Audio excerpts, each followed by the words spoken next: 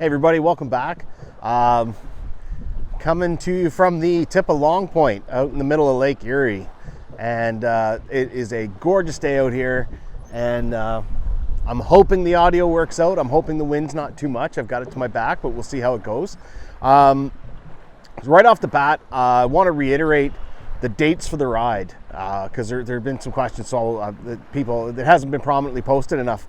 5th of August, we depart Quebec City, and we head out the Gaspé Peninsula, down the east coast of New Brunswick, out to PEI, back out to the north shore of Nova Scotia, up the Cabot Trail, up the west coast of Newfoundland, across Labrador, northern Quebec, and we arrive back in Quebec City on the 15th of August. So August 5th to August 15th are the ride dates.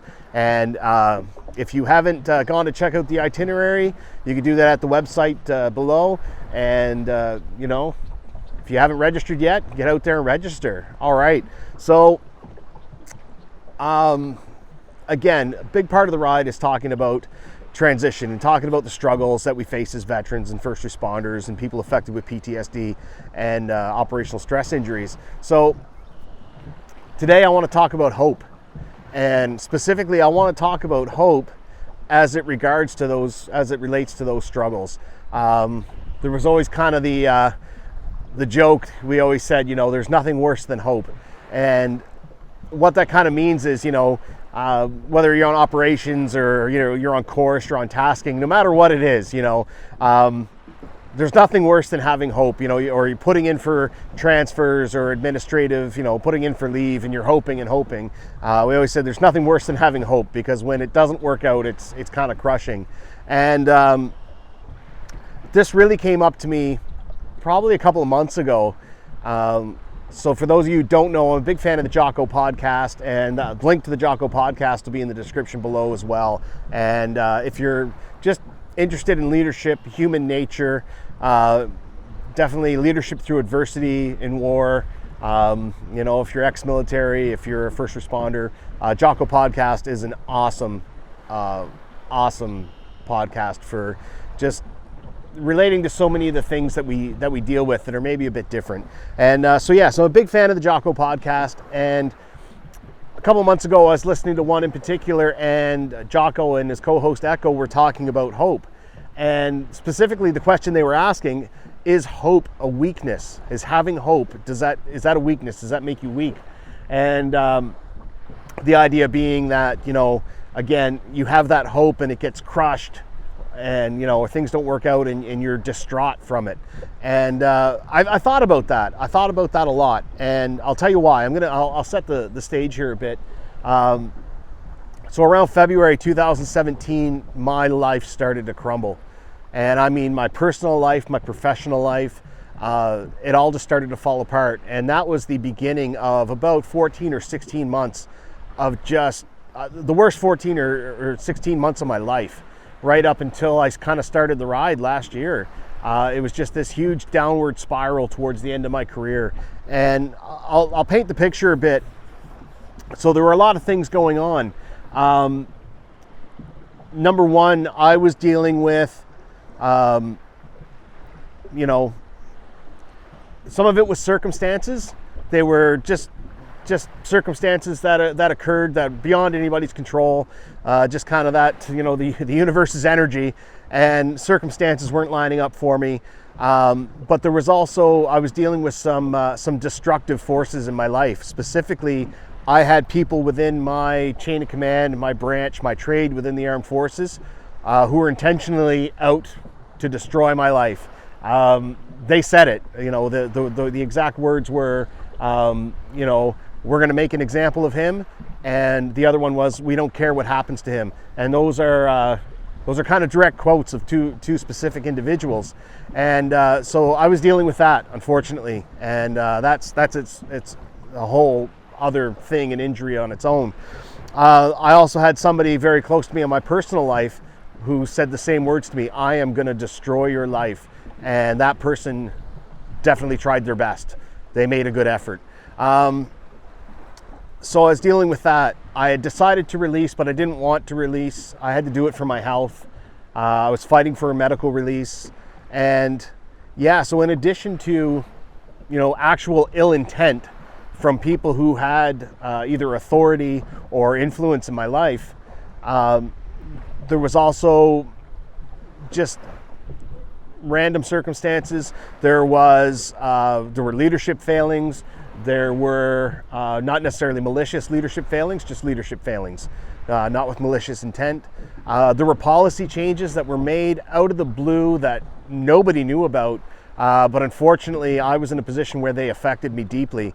And in addition to circumstances and things changing and straight up ill intent and malicious intent from people who had the ability to affect my life, I'm also dealing with this injury. And anybody who knows anybody with operational stress injury or PTSD or has deals with it, that injury affects your perception of things. It affects your perception of reality sometimes, and your reactions to situations. Sometimes you underreact, sometimes you overreact, and occasionally we have a nice measured response right down the middle. So that's an influence as well. And my life spiraling out of control, there's that part of it as well, was my injury that led to complications as well. So that's kind of the picture. That's what I was dealing with. And because of all those forces at work, essentially, I decided it's time for me to leave. And I made 3 courses of action. You plan anything, you make 3 courses of action. And I see it going one of 3 ways. I'm going to prepare for each. I got my primary. This is my preferred course of action. This is what I'm going to do. This is what I'm going to try and make happen. And by and by, that course of action was ruled out, and I'm on to the next one. And that was ruled out, and I'm on to the next one. And every time that happens, I come up with 2 or 3 more courses of action every time. And that tempo of those changes and the severity of those changes, just it wasn't a couple of times. It actually ramped up over that 14, 16 month period to the point where those changes were happening. At one point towards the end, they were happening daily. Massive changes that were happening daily and affecting not maybe one course of action, but all 3 and everything. The slate's just wiped clean, the rug's pulled out from under me, and I've got to carry on and I've got to carry on and make a whole new set of plans and try and roll with it. And I'm going to be straight up, it was hell. And so I'm listening to this podcast, and I'm listening to Jocko and Echo, and I'm listening to them talk about, and asking the question, debating the question, does having hope make you weak? Is hope a weakness? And I thought about it, because I thought about, I went through that, and every time my plans were just, the rug was pulled out from under me, because you make those plans, you have that hope. I hope this is going to go my way. I hope this is going to go well. I hope this is going to turn out good. And it doesn't. Boom. And you're kind of knocked to the mat. And happening over and over and over and spiraling out of control. And every time the rug got pulled out from under you, the loss of that hope was crushing. It absolutely was. Like, it was sometimes, towards the end where it was happening every day, it was devastating. And I thought, does having hope make you weak? Does it set me up to be devastated that way? And I really took a close look at it. And, in the end, I kind of came to the determination that no, it didn't make me weak. It wasn't a weakness. It wasn't it wasn't a chink in the armor that was, setting me up for these big drops. And I'll tell you why. Because, I do think hope can be a weakness, and I think hope is a weakness when you use hope as a course of action. And, and I'll say the same about faith.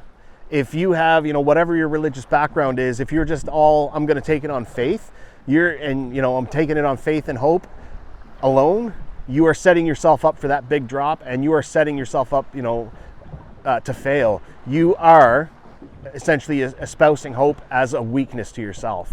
So when I looked at it and said, every time I made a new course of action, every time there's a new set of circumstances, every time the situation changed, I had hope that was crushed. And it was devastating, but it was not a weakness, because that hope was based on a measured course of action. I looked around, I looked at the situation, I made a plan, I made contingency plans, I executed, and when it fell flat, It was crushing, but it was not a weakness. So hope as a course of action, a weakness. Hope as part of a plan, part of a measured and calculated plan. No, hope is not a bad thing. If you're not hopeful that it's going to turn out well, why even bother? So yeah, that's my little bit today about hope. And sometimes you're in some dark places and it feels hopeless, and you get your hopes up and they get crushed. And after a while, it's hard to keep picking yourself back up.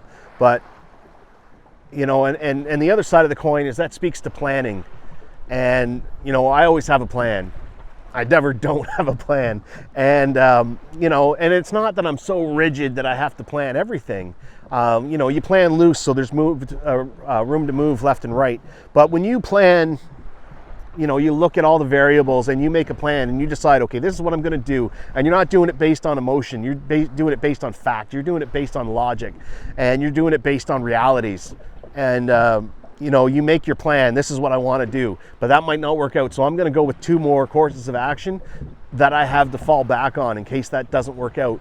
And in doing that, you are establishing what we call situational awareness or situational understanding. You're looking at this problem not just from that emotional point of view and that very narrow point of view, and this is what I'm going to do, and this is it, and all my hope goes into this. You're stepping back and you're taking that broad picture, so that when everything changes and it feels like absolutely everything changes, everything fails, you've already got kind of a lay of the land. You've got this broader view of what's happening, and you've got this baseline, your plan. You've got this bedrock foundation, and you make your next move off of that. So the rug gets pulled out from under you, but you don't sink. You hit the ground hard, but you're still you can still stand on that ground because you've got that situational understanding. And that's how I've approached all these struggles. Emotions definitely play into it because, man, it's an emotional struggle, big time, in a lot of ways, either because you're experiencing too many emotions or not enough. And that's, it is hard to deal with. It's hard to accept that. But, when you step back and, you include emotions into your, you've got emotions. You've got to factor those emotions in. But you also factor in logic and reason. And you make your plan based on that, and you make your assessments based on that. And when things fail, you've got somewhere to stand up on. You've got a firm surface to say, okay, I'm here, I'm stable here, plan my next move, and you just keep going. And I'm going to tell you, right towards the end of, the middle of March last year, of 2018, as I was coming up on my release, and things were just these huge changes, and I was just getting the wind knocked out of me, sometimes more than once a day, just knocked flat. And I'm going to tell you, I had my moments where I just stopped and I had to shut down. And I think because I had that plan and I had that foundation, at the end of it, when I had to shut down or melt down, because I'm going to tell you, there were meltdowns. There were absolutely, there were 1 or 2 days where I have never ceased to function on that level before in my life. And, that might last a half hour. It might last a couple hours, I think was probably the longest one. And then it's like, all right, I got that out of my system. Time to get back on my feet. Time to look around, trying to assess the situation, make a new plan, make new contingency plans, and run. And that's what I did. And I'm going to tell you, it took a lot out of me, and it was a constant fight. But at the end of the day, here I am. I went on to do something that continues to affect my life in positive ways every day. I've, reinventing myself, finding that, who is Mike Terry? I talked about that loss of identity, and, Mike 2.0, because that Master Corporal Terry, that dude's gone, and finding that new purpose in life. So here I am, actually, and this is my first day, essentially, my first tour I am taking out to Long Point. So this is my first job as a civilian since I was a kid, and this is kind of my first real day of work. So you guys get to share in that, and that plan didn't have me out here but it had me doing something like this. And, you know, I could not be happier about the way things turned out. It didn't happen according to my original plans and my original wants, but you know what? I may actually be better off for that. And it's hard to see that when you're in it. It's hard to see that, yeah, this isn't going right. This isn't going my way. And you think like, this is all just falling apart. But sometimes, you know, you end up in better shape than you ever would have been if your ideal plan had succeeded. And I can put my hand on my heart and say that that's true of me. I am honestly better off because my first plan didn't succeed. And I'm going to look right into the camera, and there's two individuals out there, and you probably know who you are. Three. Actually, there's three individuals out there, and if you were watching this, you were the three people with that malicious intent. And I'm going to tell you that despite your best efforts, I am made out better. I have made out better in life because of what you did. And you know, you tried to crush me, and I'll be honest, I am a bigger and better man for it. So you know what? I'm gonna thank you. I'm gonna straight up say thank you. Thank you for testing me, because it gave me a chance to see what I'm made of. And you know, I don't care what you think I'm made of, because I can look in my heart and I know. And you know, a year ago, if you had told me that, I'd be saying that, I probably would have strongly disagreed with you. But here it is, you know, and I can genuinely say I'm excited for the future. I'm excited for what the future holds. I'm excited for a new career. I'm excited to finish my last semester of school in September, and I'm excited to see where my life goes from there. I'm not, you know, I haven't entirely nailed down a plan for that yet, but you better believe it's in the works. And you know, yeah, whatever you're going through, no matter how dark it seems, you keep fighting, because honestly, the other side of it, you know, it's worth it. And yeah, you know, if this helps even one person who's going through those times where it feels like the entire world is against you and you're starting to lose hope, don't lose hope. Grab some situational understanding, some situational awareness, come up with a plan, put your hope into that plan and execute it with everything you've got. And if that doesn't work, be ready to move on with the next one and put all your hope into that, and just keep doing it again and again and again, and you're gonna get there. Absolutely. So I'm gonna leave you guys with that for today. Again, tomorrow, and I'm going to try and get this posted today, I can't promise, but tomorrow I am off to Bombshell Stella's in Owen Sound for their grand opening, and we're going to start serving up some good food, hopefully getting connected with some good folks there. So come on out, say hello. If you haven't registered, go registered. If you're not aware of the dates, 5th of August to the 15th of August. Leave Quebec City, do the big loop around the St. Lawrence and back to Quebec City. You know, get in touch. If you've got a story to share, get in touch. We want to hear from you. And you know what? There's people out there who need to hear your take on these things. Not mine, yours. And, you know, I can't stress that enough. If I only get 3 riders who come out with me, but I get 10 people who come out and share their story, I will consider this just the biggest success ever. That is all I want. The thing I want most is get out there and connect with my fellow riders, with people along the way, and get people sharing their stories, get people talking, so that we can put an end to the silence and we can put an end to that struggle. And yeah, I'll leave you with that today, guys. You'll hear from me again next week. Come on out to Owen Sound, to Bombshell Stella's, and say hello. And I hope to see you there. Cheers.